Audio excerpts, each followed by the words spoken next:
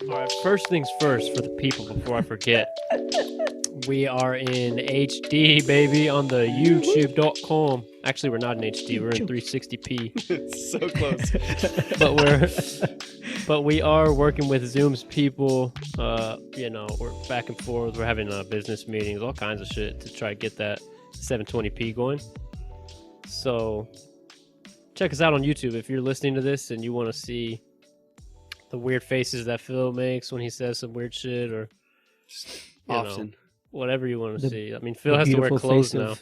I mean, what sounds kind of funny is that it almost sounds like up until we posted to YouTube, but y'all still saw me. I was naked this whole time. I've just been like, I know, right? Shirtless. Like we've just been watching you naked every week. Bro, I kind of crawl in, like I just like kind of come across the screen like this. I just make sure I never stand up. Oh man, so it's worked out so far. Yeah, the link to our YouTube channel will be in the episode notes, in our Instagram bio, everywhere. So if you're someone who likes to watch podcasts instead of listening, or sometimes you just like to mix it up, go subscribe. Make sure you like all our videos and support us so we can, get friendly with get nice and cozy with the YouTube algorithm. You know what I'm saying? That's what I'm trying to do, bro. And also, if you put your phone like 10, 12 feet away, it looks HD. That's true. That is true. Actually, on a small screen, 360p is like decent, Yeah, and it's like it'll look like watching it on your Apple Watch or something.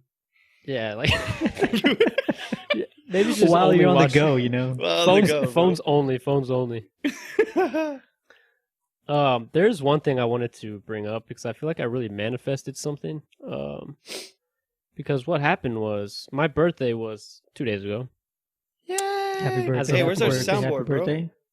Oh, I have it. I have it pulled up. Bro, there should have been cheers right there. My birthday was 2 days ago as of recording this. Yeah. Bang, bang. There she is. But on my birthday's like generally the first like full day of fall, right? Which is cool. So I'm the king of the fall, right? Theoretically. But the weekend also tries to claim that title because he has based on science. Yeah, like it's just makes sense.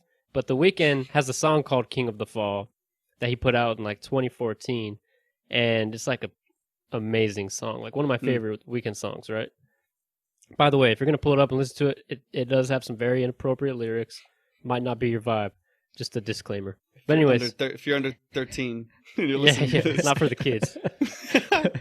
But anyways, that song was always only on SoundCloud and YouTube, right? It wasn't on any of the streaming services. Right. It was just kind of one song you just threw up one day.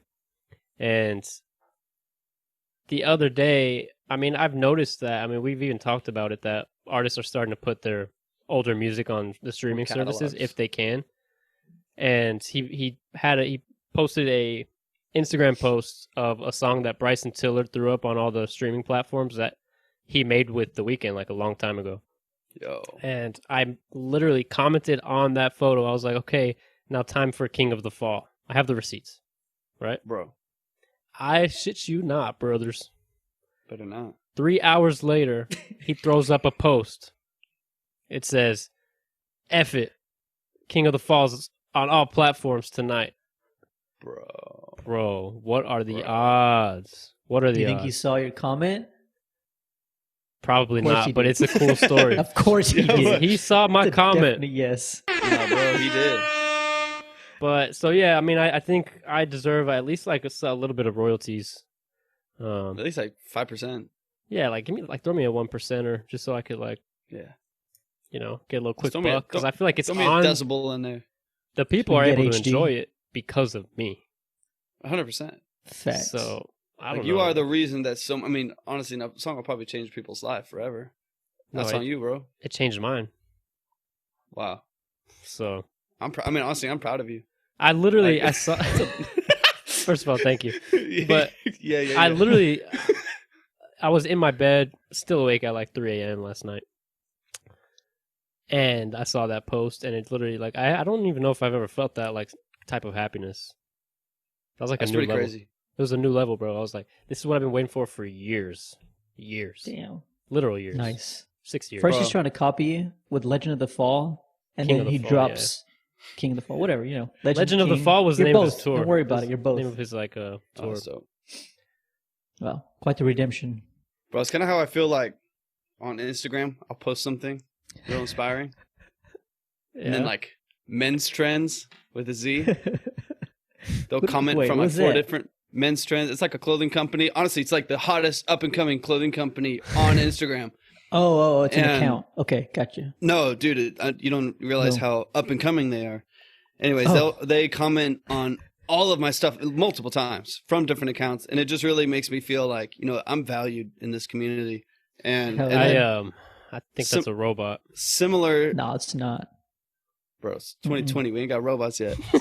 Like, you mean I don't think I mean, that's we legit, got- bro. we got a Eufy out there cleaning up our kitchen, but you know, either That way. is true.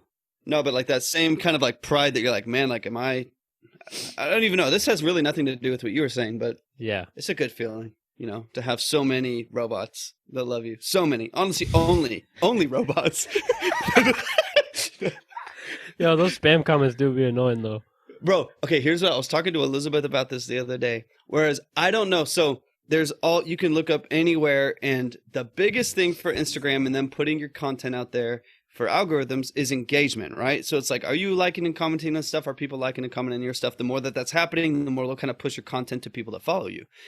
And so I was like, I was of this mindset that was like, man, so even if it's a bullshit comment and it's just like, DM me for promo or whatever, or like send nudes or whatever the heck it might be, I'll always just like and comment like biceps or something on it. just for the reply to sake. it. I'm like, okay, it's engagement, but I'm wondering if me replying and commenting to every single one of these bots, which is like all of my comments, is actually causing those comments to come back more and more and more because they're getting the engagement. Ah. Like, am I actually encouraging men's trends to love me that much more?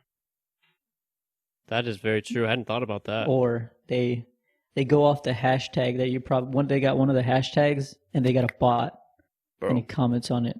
100%. Because I'll post, whether it's like music or fitness or anything in between, it's always the same groups of people. But I don't know. It's weird, bro. So I'm You wondering, never know, like, man. this whole You could be time. influencing them. Yeah. Instagram is a dark and scary place. It is. I don't like with it. I don't vibe with it. Actually, I kind of do. Kind of do. It's like a love-hate thing. Low key, I'm kind of getting into reels. Like, if you don't do yeah. if you don't do TikTok dances, it can actually be like a pretty cool platform for some like just quick edit stuff. Yeah. I'm not minding it. It's kind of cool. I mean, it's literally what TikTok is. Clone I know. videos. Yeah, I just don't want to. I'm a savage, booty, baggage, whatever. You know, like that's not what I'm trying to do right now. Man, I might be what the people want, bro. I start swinging some. hips. Hey, that one video you put of the of you acting like you were the robot or whatever. oh, That bro, was the hilarious. freaking avatar on Social Dilemma or whatever, and the guy's just like, Oh my god. Yes. I was dying, bro. I was That weak. was- We're gonna post that clip. That on was the gram. 100, bro. That was good. Brilliant. We're gonna post that clip on the gram for the people who are curious what we're talking about. Go follow us at tilcast. Free promo. Bro, I give the people what they want. Anyway, I hear what y'all are saying about like feeling like you make a big impact on, you know, somebody who's relatively famous, like on their feed or something like that. There's this one guy, he's like a programmer and he's got a couple thousand followers, and I didn't know, I think it's like 12,000 or something, but I always see his stuff and I always follow him, like, you know, all his projects and stuff. But one time somebody was like taking his content and he was like, hey, go not spam this guy, but report him for, you know, copyright or, you know, whatever it is. Yeah. And so I did it, and then I messaged him like a couple thumbs up, and he was like, dude, thanks so much, whatever. And I was like, oh, it's just probably, you know, some type of program that he wrote to just, you know, Just to say thank you. engage with his followers, right? And so I was like, hey, I was like, ha, ha, ha, ha, like, is this a robot? And he was like, no, man, this is me. And I was like, no way. Are you kidding? And he was like, yeah, no, like I was like, do you know about the Instagram API to like make a bot and stuff? And he's like, yeah, I'm actually working on one. And I was like, talking to him about it and stuff like that. But I was like, oh my God, this guy has a lot of followers and he's kind of talking to me. He's got the clout, bro. Yeah. I was like, oh, that's pretty cool. That's pretty cool. But it gives you a good feeling. It's just like an affirmation. Like, yeah, the weekend dude. I mean, I think he messaged me. I haven't even looked yet, but You like your pick? bro, he's in your requested. he did. He Yeah, don't yeah, follow you somewhere in back? my requested folder, just like thanking me for. Bro, you for left him on reminding- scene, didn't you? You said, I'm in control. Ball's in my park right now. Oh, damn. probably- Imagine. He said, Probably I'm wants me to be a part of his team. I don't know, something like that. Yo, I'd be pissed. Damn. That's We got so- Arthur leaving the weekend on scene. Get off, man. You know how I do. I've been doing that with people just like all day, bro. On the men's, you believe I in have those people that men's like on want. scene? I have people that like want to train with me, and I just leave them on scene. I say I'm in control. Yeah, I have Bet. people that just want to pay you, but you don't really want to be Yeah, paid. I'm like I'm in control. I don't. You don't dictate when you pay me. That's what I'm saying, bro. Come on. What is Yeah. this? What is this? Freaking tyranny. That's a good song, bro. I was like, get the word out. I'm still glancing at But, these questions because I ain't freaking got one for today, brothers. Oh man, you know what, man?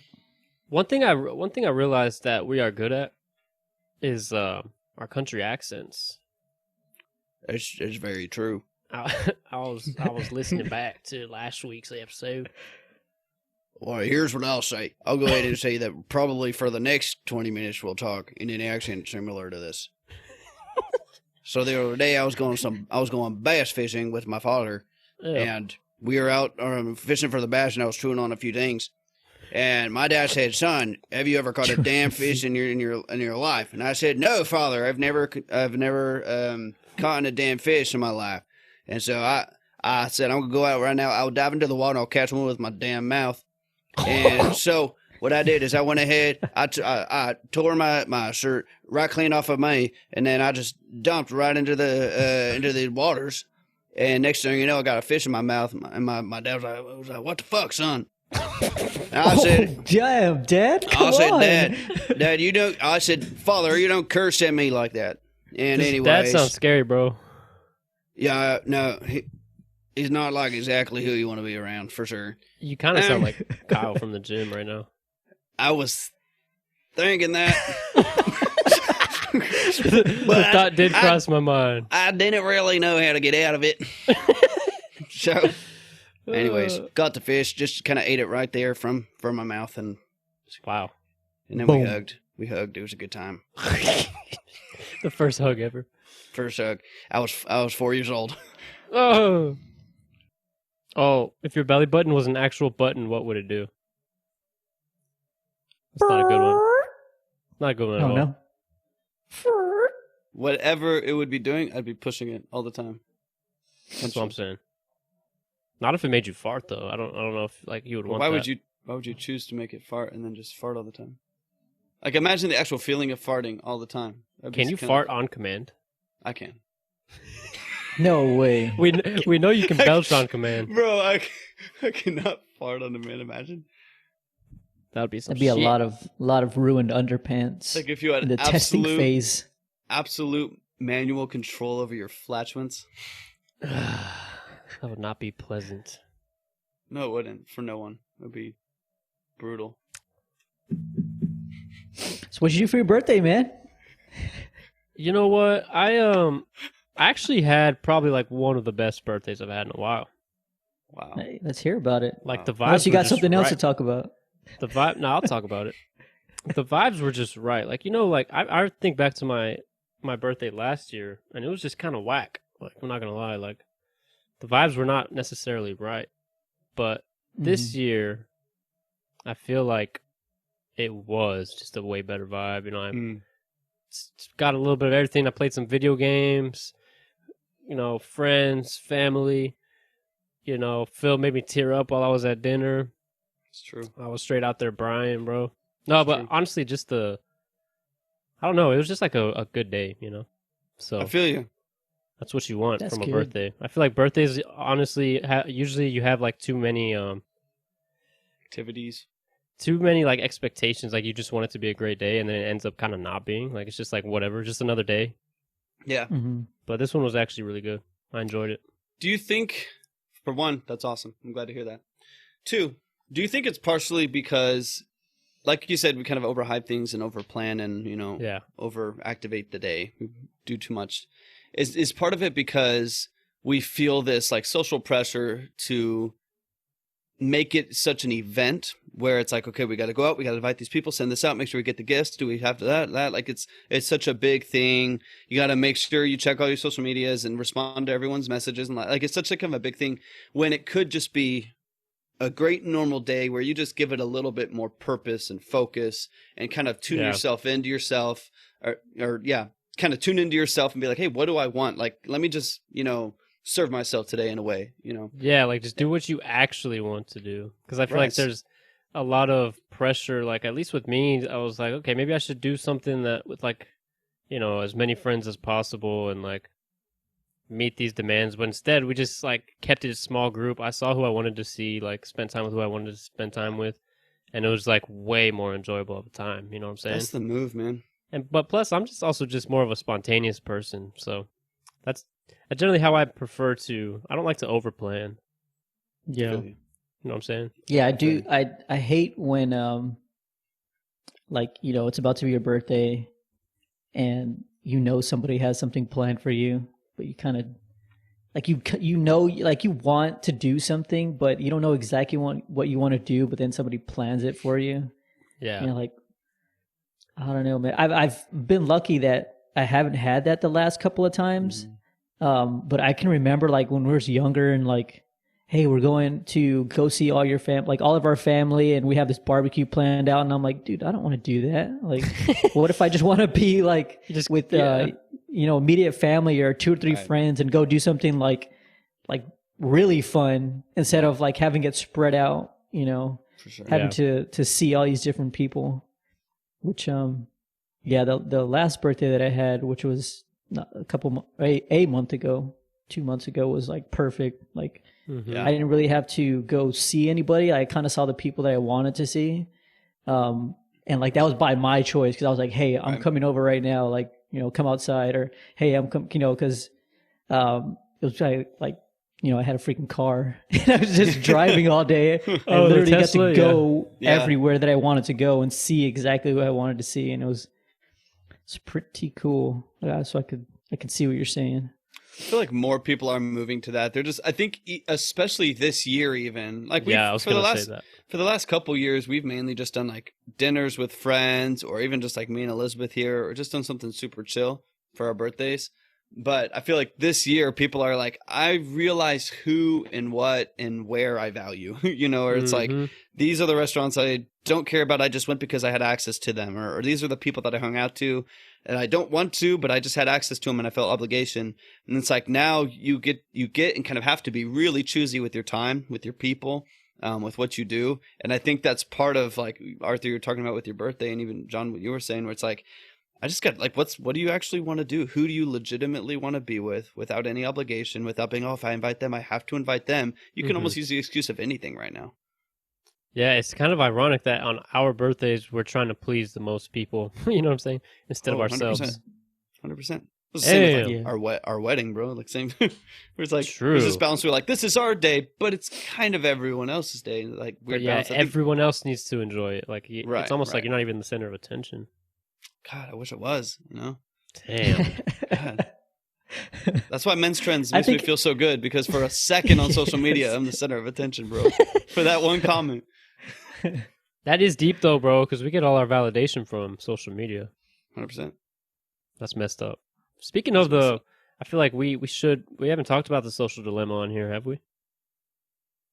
No, it's really good. I feel like everyone should watch that. It just gives you like a good understanding of like so many things in terms of technology and like how it's affecting us on a day to day, and we're just so entrenched in it, so used to it. Yeah. And it's not like inherently an evil thing, but it can be. Like, it's not like they made Facebook and had all these ill intentions, right?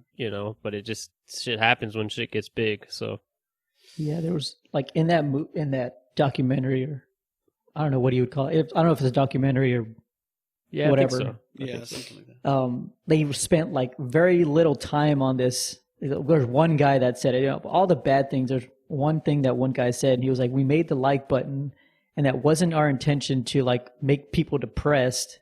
It was actually to like spread love and like, that's why they don't have a dislike buttons, because they didn't want that kind of negative connotation.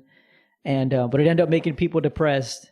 And it's kind of like they only spent like a little bit of time on that, but I feel like if you were to focus on like this thing was not made to be a bad thing, but it kind of, the ball got rolling.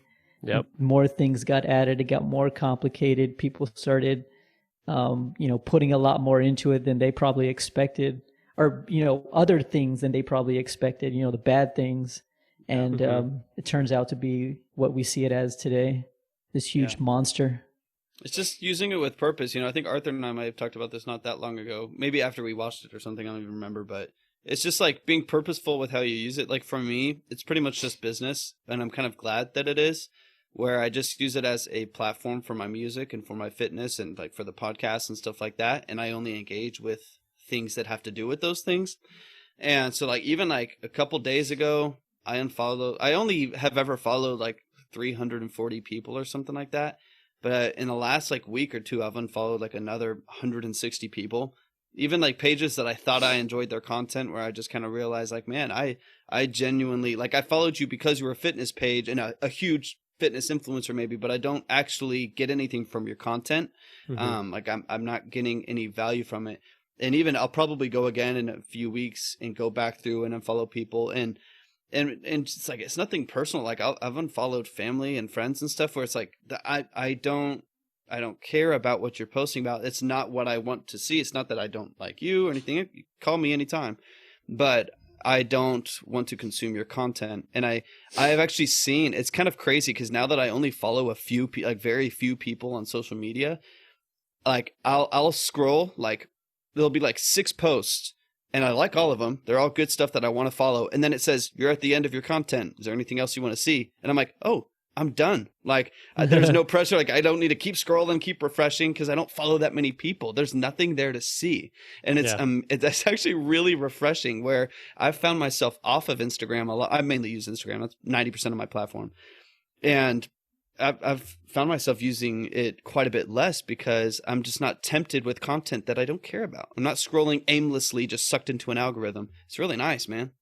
Yeah, that's one thing that I like. You can make it valuable. It's Sure. up to you. Because at the end of the day, I mean, there's a lot of issues with these platforms that are out of our control, but there's also a lot that is in our control. We choose who we follow. Like we're 100%. basically curating everything we see to some extent, and we feel obligated to please people we are acquaintances with or know from the past, whoever it is, when it's just kind of BS. Like, bro, if you're going to spend hours on this every day, you might as well make it, something you actually enjoy doing.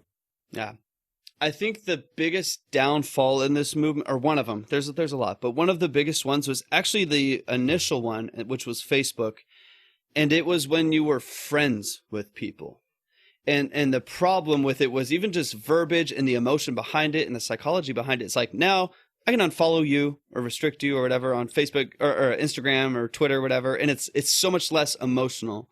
But on Facebook, which I would say is probably the most divisive platform, the threads on there are just unreal when it comes to politics and all these emotional things. It's just crazy divisive. But it's because it's like you're friends with all these people. And you feel somewhere deep in your brain that you're friends with them. I mean, these people I've met once in my entire life. And it's like I met them at some camp 14 years ago, and somehow they're on their page talking about whatever. Yeah. And it's like, but then you're like, then you have to unfriend. It's like this weird emotional thing where it's like, what if I unfriended my whole family because I didn't like what they were posting and I don't care about their content on Facebook specifically? Even on Facebook, which is kind of where everyone tries to just keep in touch or whatever, you really could curate a good environment for you to feel inspired and motivated and surround yourself with content that, inspires the craft that you're in. But like you said, it's your choice.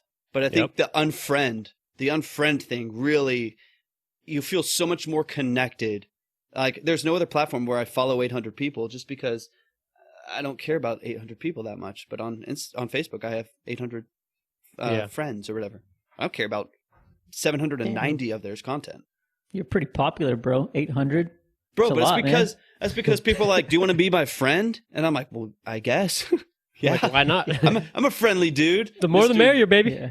Bro, the more the merrier, bring him in. I thought the number was a good thing. But now I'm really like, dude, Yeah. I don't care about any of this. It does put into perspective, though. Sometimes people get frustrated that certain changes aren't made on these social media platforms when that is there's so many little details like that the designers and whoever's the engineers, everyone at those platforms needs to take into account. Like even the way you label something, 100%. for example, a friend makes that emotional, makes that more personal, and then it can cause problems later. Then that's something they probably didn't think about, but it's something so minimal that can be a big deal. And the same with, like John mentioned earlier, lost my train of thought. John mentioned the like button. Mm-hmm. John mentioned the like button earlier and how there's no dislike button because that would cause all these problems with, I got more dislikes than likes and all this stuff. But the reality is, even just having a like button is a problem because if we don't get enough of them, it's basically like people disliked it. You know what I'm saying? Right, so exactly. It's like there's so many variables on these platforms. One of the things I'm like kind of iffy about on like kind of shifting the blame to whoever made it is because like if you have a burger, right, and the chef made it really good and it makes you want to eat the burger every single meal, every single day, and you get fat and you get high cholesterol, like do you blame the chef or do you blame yourself? Personal kind of like the same thing with like, it's like your responsibility.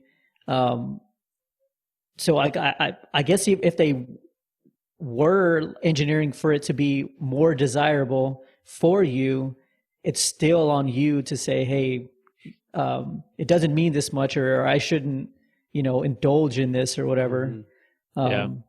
But that's a good point though, because like you think about it, like why would they make it worse? So it's like you get on YouTube and you watch a video that you like. Like for me, maybe it's some fitness video or a music production video, and right next to it is 10 other music production videos I also want to like, or I want to watch. Like this, like it's good. It's good in that sense where it's like you actually are giving me more valuable content if I choose to go that route. And at the same time, it's like, why would that burger chef, whatever, make a worse burger so that you wouldn't want to eat it as much because it makes you fat? It's like, no, like I want you to come back here. For one, there's monetary gain involved. You can't get away from that, but that's just, society. But at the same time, it's like, you can't really blame someone who you have created a demand for their product, Yep. Yeah. Which I got a bone to pick with Nabisco because, goddamn, those Oreos. I can go through a whole couple sleeves, man, just like nothing. Bro. I used to love Oreos, and now I'm indifferent. Like, I like them. I'll have them. But that's not all right, bro. You changed, bro. I'm like indifferent. You know what? Who are you? The thin mint ones, those are all right. Those are a good time. Those aren't as good. Like, you can't beat the original. I've tried so many. Oreo makes all different kinds now. They're like too rich and like machine pumpkin tasting. Spice. But that OG Oreo double stuffed. Undefeated, bro. Hey, but those thin ones are good, man. I like the double stuff, but I also like the thin ones, man. They both slap pretty hard. Yeah, I was gonna say that icing that last thing about social media, real quick. I had an idea. So you know how like on Instagram you can like put up polls, and basically like you post whatever you say, and you can choose, do you like it or do you not like it, kind of a thing, yes or no. Like what instead of, because I think again there's psychology behind the friend and the unfriend, the like they even show a thumbs up, like it's things that we know like primitively that are like, this is good. If you get a thumbs up, this is a good thing that you did or that you posted or that you reposted or anything like that. It's like if you take some of the humanity out of it, would it be better? Like instead of like friend and unfriend and like and unlike and all these things that we know in our communication to be, affecting our emotions. Like what if it was literally like you hit a green button or a red button? And but then green means go and red means stop. Sure. Kind of like good and bad. But it takes away this sounds maybe simplistic, but like the thumb and the hand and like this image of like and unlike where it's like, and instead of having numbers, it would have a percentage. So like this post was 72% positive feedback or something like that. And so you just have and you could show a scale where it was a little bit more green than red. And so it'd be even if that seems silly, it's far less emotional than I got 12 likes or 150,000 likes or whatever. It would just be like, oh, this post is doing well, like on a scale of positivity or negativity, this impacted people a certain way. But it wouldn't have numbers attached to it, just be percentages or something like that, ratios or. Yeah. Like it's the amount that gets people. Like, right. I know Instagram was going to play with that, right? To get rid of the amount of likes. Yeah. Which to me kind of makes sense. Like, why does it matter? Like, it should be about the content. At the end of the day, that's what they want. It should be about the photos or whatever you're sharing, the idea. Yeah, like they could keep that private and still have the same algorithms without people actually knowing. Yeah, like to me, what does it hurt? Like it. I mean, I guess if you're like an influencer, you can't show off, or it'll be harder to show your value to like brands that want to sponsor you and stuff because they can't as easily see your likes and your all your numbers. But I mean, I'm sure you would still be able to show that to them on the back end somehow. They are. Every once in a while, they're hiding comments. I don't see it all the time, but a lot of times they'll scroll by a post and you can't even like find the comments. I'm like, wait, they have 80,000 likes. How is there no comments? But then you click on the text or whatever, and it shows all the comments from there. So it's kind of nice. I think even the fact that you can still have them there, you can still have access to that analytic or something if you want to. But again, kind of like putting a small barrier between you, like a machine, and your humanity. I think that's what the social dilemma is kind of all about. It's like there's these machines, and then there's your humanity, and they found a way to manipulate you through that. Yeah. So if you can somehow have a barrier, whether that's through changing what the like means, changing the friend on friend, follow on follow, changing what you see, just creating a little bit of a hurdle to get there, I think it would just be better for people's psyche as it is. Yeah, for sure. Especially, I don't know, for me, it didn't really affect me like emotionally. What it really did was like every time that I got on social media, it made me want to buy things, and even like small things. Like I would just find myself, on social media and be like, "Oh man, that's really cool. I want to get that." And I'd be on Amazon and I'd have a package, right at my door. Blue what? What is your thing with Blue Chew, bro? Bro, I just keep seeing freaking people. Be on that Blue Chew. That Blue Chew, bro. But yeah, no, I actually deleted the app from my phone, and so like it's like a lot harder. Not hard. It's not difficult to get on Instagram, but I have more steps in between that. So I find myself like not getting on it as much. And that's helping my bank account so much too. Well, that's what I was going to say is remember when you used to have to write checks or find cash for everything, I'm sure people spent a lot less. They were in less debt. They were less impulsive when it came to purchases and stuff like that. Now, bro, obviously I still budget and keep track of things, but how easy it is to just like tap my phone especially now with COVID where like I don't want to be touching a bunch of stuff.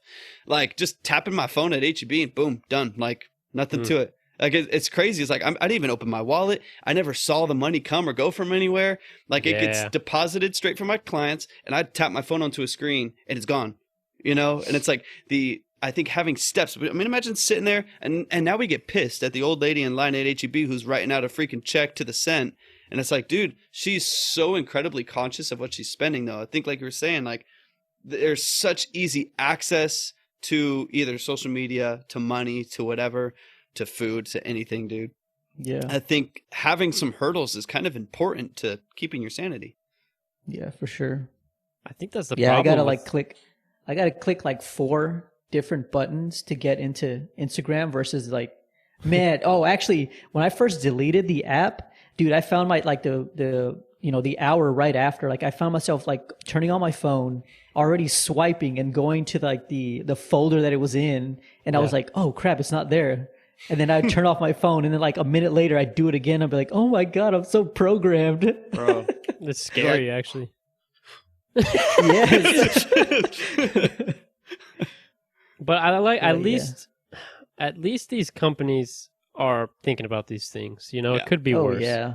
But I think that's why it's important, and what the documentary touches on is that technology companies are essentially like unregulated, man. Like they can do whatever the hell they want, and the government's always behind on technology, unfortunately. So for sure, it's almost like they're their own government in a weird way, which is kind of dangerous. Well, I don't know. I guess my take on that is that we are in control of them. You know, they're not fully without control. Like if we determine that as a whole, like everybody in the, you know, whoever's using Instagram is that we don't like this one feature, like they're going to change it for sure. So if we all get on the same train and, you know, say like, oh, dude, you guys are doing this bad thing to us, like they'll change it. Yeah. You know, so like it's kind of cool, and it's also kind of not cool is that we are the voters for what they're doing by actually using or not using what it is. And that's kind of like, I guess, how capitalism is supposed to be, where you don't want the government involved in, you know, a particular company. You know, like you don't want them to be able to bail somebody out. You don't want them to be able to, you know, help them out in any type of way, but you want the people, you want the market, I guess, the quote unquote market, which is us, to be able to like regulate them by making decisions on where we put our time or money or, you know, investment, whatever. 100%. So, yeah. But you remember, go ahead. I think that gets a little dangerous though when we have such few options, like when it starts turning into like monopolies, because if we don't like Facebook, where do we go? Like but we don't need Facebook though. That's where everyone is. And then you want to go to Instagram, oh, they bought them too. You know, so it's like it turns into this dangerous thing. Like there needs to be at least some sort of oversight. Yeah. And that's basically what the government was designed to do, you know. Yeah. So I don't know. There's the interesting side of it too, where it's like they're like these international companies now, where it's like some of them are based in the US, but people that use Facebook in other countries that have different laws abide by different laws, like that maybe don't have freedom of speech or something like that. So it's like, it's a really tricky thing, because then you get into all this like random censorship stuff, and it's like, this is just a new world. Like this is just something we are not prepared to handle, you know, like it's, the government doesn't know what to do with it, where they're still, dude, we haven't figured out the tax system in the last 300 years. So like, how in the world are we supposed to figure out this new technology and AI and algorithms and shit? Like, it's like, God, we can't even figure out how to just like own land you know, it's messed up. And that's one thing to keep in mind. Like, at least one thing I personally keep in mind is that relatively our country is still pretty young, you know, like what, 250 years, right? In the grand scheme of things, yes, there's a lot of flaws, but for sure, damn, like we've also accomplished a lot. Like there's some, you know, 100%, 100%. I have a generally optimistic view of like the future. That's good. That's how I know you're getting older, boy. 24. Shit, bro. And I wasn't optimistic until 2 days ago when I turned 24. Yo, life just looks different now, don't it? Should just be built different out here. Bro, you remember like how complicated social media is right now? There's so many aspects to it. It's unreal. Like I remember when the biggest issue with social media was like Facebook would have an update like once a year. They'd have an update, and they would like change the color blue on the sidebar. People would be up in arms. I hate it. All of a sudden, it's a darker blue, and my eyes hurt. And it's like that was the biggest issue. Was like they moved like the Facebook chat thing over to the left, and people were just up in arms.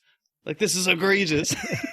Yeah, dude. That's one thing I really noticed about people on social media. They hate any changes you make. That's why. Yeah. I don't know how good we would be at demanding changes, because we just conform to whatever they put out. Yeah. We're too lazy, bro. Yeah, and then the minute they change like even a small design of something, oh, I hate this, but like you get used to it after a week, and then it's like no problem again. You get used to it, or you learn how to use it to your benefit. And I think that's one of the hard things is like once something like the algorithm, it helps you, but it can also be a detriment. And so, I don't know, that can be challenging. Shit, man. Thought we were going to have nothing to talk about, and goddamn. Man, we need why it doesn't make sense to me that the government doesn't have like a technology division department, or at least like a secretary of technology. Force, bro. We got a space force and a UFO force. Shit, I'm glad our technology outside of the planet will be good. Yo, do we have some ambassador to tech or something who just speaks to Elon Musk every day? That's what I'm saying, dude. That's what I'm saying, bro. Oh, speaking of Elon Musk. Yes. Kanye West posted a tweet. I don't know how close y'all have been following this, but he's like going against record companies and the Mhm. contracts that they have typically signed, where they own all the masters to all the artists' music. They own everything basically. Yeah. So he posted a tweet the other day. It was basically his texts with Elon Musk. Weird flex. But So what? Yeah. he they were talking about, I guess Elon Musk had asked him about his own contracts that he made with his own artists for his like good music label. Mhm. And he was like, so Kanye West was replying to him and saying, yeah, I don't necessarily think those are fair either. And then Elon Musk responds, so would you change them? That would be powerful, or something like that. This would be powerful. And he goes, yes, I'm gonna set that up right now. And then he shit. tweets that he's giving back, every artist signed to good music, he's giving back the 50% ownership that the label has of their masters or something like that. Yo, I was like, He's dude, about it. He that's is about it. that big is move. that was legit to me. Like, Yeah. I think that's why Elon Musk and Kanye West to a certain extent is so like, they're kind of seen as wild cards because they're willing Yeah. to do stuff like that. They're Yeah. willing to be outside Yeah. of the box. It's like So they're both kind of crazy, but like even like with Kanye and all his craziness, and Elon's had his moments, but it's just like they both really want like positive change. Like if you just like look at the heart of it, like I know that's Mhm. really what they want. And so like even with Kanye, like that's a big move, man. Like got to give him props for props It's a are huge due. move, right? That's massive. He called out Universal, right? Yeah, he said, okay, now Universal, it's your turn to match me. Like, he's Ooh, just come on. basically, he's just Damn. calling them out, boy. Send a text to Scooter Braun. For real, dude. That guy owns his artist, man. I like the shift that's going on, though. And I think Yeah. Taylor Swift had a huge part to do with that, Yeah. where she kind of demanded a new contract. And I still think Scooter Braun owns all her old masters at this point, but Probably do. everything she's putting out as of now, she owns it all. And I think Yeah. that was like, she just has a partnership with whatever label it is just for distribution, and that's it. Yeah. Because once you become a huge artist, you don't really need to rely on the labels like you used to. And I think that's why I was reading something Yeah. about how record labels are actually scared of their artists turning into celebrities. Like they almost want to suppress it. Like they just want people to Yeah. focus like on the music and then make their money that way, but like they don't want them to be celebrities. Bro. And that says a lot on its own, you know. Well, like, what did you ever watch that Russ interview? I forget who he was talking With about. Joe Budden, I think. Was it Budden? Oh, no, it was someone else. But it was just a couple months ago, maybe. But they were talking about, like, if Drake went independent, what Yeah. that would mean for the industry and how crazy it would be. And they were talking about how he'd make, like, I don't know, $500 million or something just ridiculous. And they were, like, going through some of the numbers of, like, if God's Plan would have been an independent release and what that would have looked like. And it would have just been astronomical amounts of money just because of the streams. It had like 1 billion streams. I don't remember in the first month or something like that. Or I can't remember the exact numbers, but something crazy. And it's like, yeah, imagine if these artists were just like, they had their team. Like I've got, 4 producers around me, some songwriters. I still have management, I still have agents that help, put me where I need to be, help facilitate the shows and stuff. But my music is my music. And I can pay co-writers. I can pay these musicians in these studios and whatever, just from my pocket instead of having to pay someone else. And Yeah. dude, I put it out. I get 100% of it. That's crazy, man. Mhm. Yep. That's crazy money. And So just to what, have I it, mean, why do people go like? Why do people go labels?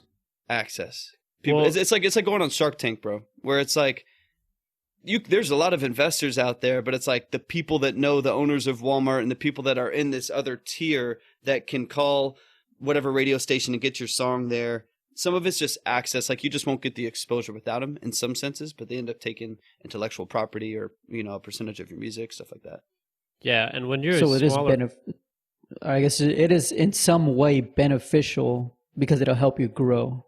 Can Yeah. be, yeah, for sure. Okay. definitely, like, and they give you, and the way they entice you is they give you a big advance. Typically, like, if you're a smaller artist, they'll say, "We'll give you $1 million up front," and then So they're betting on you pretty much. basically They're betting but on they- you doing well. Yeah, they're betting. Or they, based on their research, they think you're gonna perform well, and they're just gonna take like a big cut of it. Bro. But then So once if you guys, I guess if you guys were to bet on somebody, would you just want that initial bet, or would you want something more than that? I don't think record labels need to own the property. masters at this point. Like Yeah. they don't need the property. I think it can be more of a partnership. Yeah. You know? Yeah. And I think there's like this restructuring going on with, I mean, like someone like Taylor Swift demanded it. And I think, you know, Kanye West is kind of following suit. And I think it'll go a long way for how just media contracts in general are like structured. Yeah. Mm-hmm. But I hope so. Because once you get to a certain level of success, you rely on the label way less, you know, and that's just the reality of it. So how can you both like benefit and be on the same like team? Because right now I feel like they want different things. Like, yes, they both want the music to do the best it can, but like I said, the label wants to keep as much control as possible. And at the end of the day, like it's not the healthiest sort of relationship. Bro, can you imagine though, like if like Taylor Swift, completely independent, no label, no nothing, just like set up something at Zilker Park, tweeted and said, "Hey, it's $200 to come here. Show up." You know, freaking 60,000 people would fly and come in, and all of Austin would be there. Like it would just be something crazy. Like they don't need all the facilitation. You know, like they don't need all that anymore. They have enough access through social media to do anything in the world that they want. At least with at least with some of these superstars. I mean, I know there's kind of like an A-list, B-list kind of thing, but yeah, for sure. But yeah, I guess all I'm saying is that if I were to bet on somebody and I made 50 bets on 50 different people, and most of them, or, you know, I don't know how many, maybe half of them made it. Like, I would want to have more than that initial bet since I'm putting in a lot of risk. Right. I guess that's how I see it from their point of view, which thinking on the artist point of view, like, dude, I would not want to give away, like, what is it? Your, masters. Yeah, your masters. Like, there's no way I'd want to give that away. But then on their side, I'm like, well, I bet on you. Like, what do you mean? Like, I want to have, you know, I want to get back my investment from these other people I bet on. And it's like a, you know, where do you want to be at the end of it? Yeah. It just, maybe like in your initial contract, you could say we have to at least make this minimum from you, from this partnership before you can leave us or whatever, if that ever became a thing. But the reality is, like, if you have a really good partnership with someone and your vision is aligned, why would they want to leave? You know, like if you kind of cultivate that healthy relationship and that good partnership with someone, it can be a lasting, you know, thing for everyone, you know? Yeah. I feel like that's what they should focus on more, is the culture. For sure. I feel like it should work more like an investment deal, you know, where it's like, I've got this product, it's my voice, it's my artistry, whatever it may be, and you're offering to give me money and exposure and all of these connections, this network that you have, and in return you get maybe, let's just say 20% of everything until I've doubled your investment, and then it goes down to 5 and you keep whatever. Like, I feel like there should just be more structure where it's like there's an incentive for me to make a good product and to grind and to hustle, because I want to get my money, but I also want you to get paid back. You want to help me because you want to get paid back your double as soon as possible. And then you have a perpetuity for however long, you know, something like that. But like right now it's just like, I'll give you money, I'll put you on, and I own your shit. You know, like I own everything. Yeah. That's, I mean, saying it like that is like, yeah, of course, that's how you want it. And I hope that people start doing it that way, so it becomes a norm to where, like, okay, we're gonna go up, and once we're at a certain level to where you're happy and I'm happy, then, you know, go do something else, or help me out the way you were doing it before, but don't, you know, try to squeeze every penny out of me. And maybe that's what this movement with Kanye, or what he's trying to get going. Well, I feel like it would incentivize them moving to other artists too, because the problem is whoever's managing Taylor Swift or like Scooter Braun owning all the masters and stuff, dude, they've got these like 3 babies that are like, they're everything. They're the top of the top, the best of the best. And it's like, what if you just got them there And then you say, okay, look, you get your 90, you know, we're not 50-50 anymore. I don't own all your stuff. I'll take 5% and you keep doing what you're doing and I'll keep making my 5%. But now I can put my energy towards someone else, build them up, put it towards someone else and build them up. But instead it's just like him and Justin Bieber bottom to the top and I'm going to stay there and we're going to be involved the whole time. And it's like, dude, at that point, they own your image. They own your music. Like it's, I don't know. That's depressing. For sure. Interesting times, bro. For sure. For sure. Man, I was going to say something else. What was I going to say? Oh, speaking of Zilker Park, I went to Austin to get this little bike trainer for my bike, right? Because, you know, I can't go to the gym anymore. So I got this little bike trainer so I could bike at home, right? Yeah. And I went and bought it, went to Austin, went and got it. And then I was like, oh, let me take, you know, my dog Vodka. We'll go for a little walk in Zilker Park. Probably nobody's going to be there. I'll have my mask on. Won't have to deal with anybody, right? So I get out there, sun went down, and literally, like, you know, there's a road going all the way around the park, and everybody just parks there. And I get there, and dude, the whole road is just filled up with cars, like double parked and everything. I'm like, what the hell is this?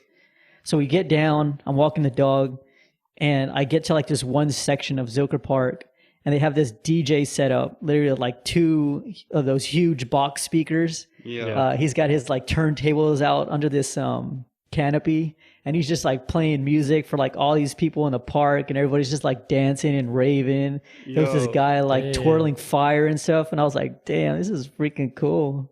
Did you just join the party or what? I joined it from far away because I had the dog, but if I didn't have the dog, I'd be juggling fire too, man. That is dope. But that was pretty dope, man. One thing I missed Austin's- is some damn concerts, man. Like, I'm not gonna lie. Yeah. I've never been to one, bro. So, Dude, that is the most tragic thing in life. man. and who even knows like when the next opportunity will come to do They one? did have those concerts where like they had a I don't know 10 by 10 little sectioned out area, and then like 6 feet away you had the next 10 and then the next 10, and it would like. But there's no go way they on could around fit and- as many people. I wonder if they're just like starting to charge more to even it out or something. Something, man. Mm-hmm. But yeah, Phil, You get to that's say like what priority number one, man. You got to go to for like sure. a big show. I'm talking like arena types. Yeah, bro. I don't want to go to some like random something. Like Nah. I've been to some cool like music events and stuff, but like I've never seen like a major artist. Yeah. Oh yeah. Need to. All right, let's wrap it up with some consumerisms. What you guys been consuming? My recommendation to the people this week is King of the Fall. I brought it up early. You know, I gotta shout that one out. If you're into like some crude lyrics and fire beats, then that's it. Sign me up. Yeah, there you go. Like all modern music. Go turn that shit on. Yo. Can we find that on? On all platforms, courtesy of me. Yeah, thanks to your comment, bro. Your Appreciate platform of choice, whether it's youtube.com, Spotify, bloody Apple Music, whatever the bloody hell. Whatever the bloody hell. All right. What's Get yours? it. Tell you what I'm about to consume tonight. Uh-oh. No, bro, like no, so we last week? Elizabeth had like I think she had seen Batman Begins like a long time ago or something, but like barely saw any of it and like didn't remember any of it, but she's like never really seen the other 2 movies in the Batman trilogy. Yeah. Which are like Dark Knight is like top 3 greatest movies of all time for me at least. Yeah. And so It was like top 6 last time, bro. No, that's Poseidon. I'm just I guess it's come back up. Or... That's fucking Poseidon, bro. Get it right. Get it straight to your skull, bro. No, so we watched Batman Begins. Phenomenal movie. I didn't realize it's like 2004, 2005. Dude, the movie's old now, but it's still so freaking good. And we're gonna watch Dark Knight, I think, tonight, which for y'all will be a few days ago. One of my favorite movies, man. I'm excited. That's gonna be If you haven't exciting, bro. seen Dark Knight, for one, shame on you. 2, go watch it immediately. I think it's the best depiction of a villain, Oof. arguably yeah. ever, at least in the ones I've seen. Like, Legendary. Legendary. I could literally just watch his part. I'm assuming we're talking about the Joker. Yeah. the Joker. Yeah, I could Joker. literally just watch his whole parts and I'd be fine. Like, dude, Yeah. he kills that. Phenomenal Yo, role. who's greatest villains of all time? There's our question of the day. Okay. The Joker. The It's gotta Joker. be or Joffrey. Oh my god. Joffrey's a little bitch. Yo, fuck Joffrey. Yo. I haven't even Fuck seen Joffrey. it, and I don't like this guy. Joffrey or Ramsey, bro. I hate both those guys. Ramsey Bolton, nah, screw that guy, bro. John could just Google, if you're never going to watch the show, which I recommend at some point you do, but if you don't ever watch the show, just YouTube Joffrey clips. And there'll probably be some 30-minute clips of everything that Joffrey ever did, and Honestly, you'll know why he's one of the top villains of all time. I'll take it a step further. Just Google an image of his face and you already know like Low key. Look, hey, check this. We're watching Batman. Y'all have both seen Batman Begins, I'm assuming. I saw that one maybe once. Really? Dang, And like, dude, like I don't even remember it. such a good movie. Low key, we're watching. There's this scene where like Batman's like listening to something. He's like hanging onto some railing, looking at a building, and there's some kid that walks out and like looks at him. He's like, "It's really you. It's Batman or whatever." And like Batman gives him one of his tools or something like that. Bro, Cookie. I was like, that kid looks like freaking Joffrey, bro. No, It's is. freaking Joffrey, bro. I didn't know he was in anything else. We paused it and we were like, what? But and this is 15 years ago. So he was like, Oh, he was like a little kid. he's like 7 or 8 or I mean, I don't even know, something like that. He's in a couple scenes in the movie and we were like, no way. That what? It's like, I think Gleason, is that his name? The actor? Or I something like never that? knew his name actually. I don't know. Yeah, something Gleason or Greason, but anyways, yeah, he's in Batman Begins. And so we were like, wait, what in the world? Why is that? And he's talking in an American accent. I was like, wait, this is one freaking wow. like it kind of shows you how talented that kid actually is. Like the versatility of his role to be able to at a young age talk an American accent like that in one of the biggest movies of its time. I think it was the biggest movie of the year, I'm pretty sure. And then to go into something like Game of Thrones. Dude, Yep. it's weird. Talented guy. He's Talented. definitely up there though, in terms of like you just hate like One of the most characters you hate. hateable people. Yeah. Yeah. Yeah. John, did you give a consumer? No, I don't think I did. But wait, I don't know. Damn, I don't know. Music, TV, food. I guess the only really like new thing is that little bike thing I got. I don't know if y'all have ever heard of like Peloton, Yeah. Yeah. the like biking thing. Well, like you can do like training programs or like bike with people.